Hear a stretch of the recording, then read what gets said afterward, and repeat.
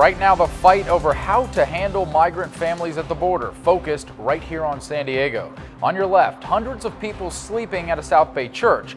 They're planning a rally at the border tomorrow. And then on your right, could Camp Pendleton be the new home for tens of thousands of migrant families?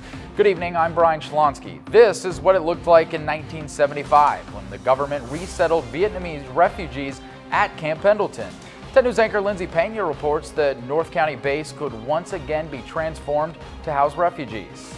Yeah, that's right, Brian. Right now, officials at Camp Pendleton say they know nothing about a temporary immigrant housing project, but a memo obtained by Time magazine details a plan that could have around 47,000 immigrants on the base in as little as 2 months. In this old military footage from Camp Pendleton, you can see the rows and rows of structures that housed Vietnamese refugees for several months back in 1975. The roughly 50,000 men, women, and children stayed at Camp Talega on the northern part of the base. Decades later, there's talk of housing immigrant detainees at Pendleton, something the base's former commander, Brigadier General Michael Neal, says could be challenging. I would not be happy with that if I was a base commander.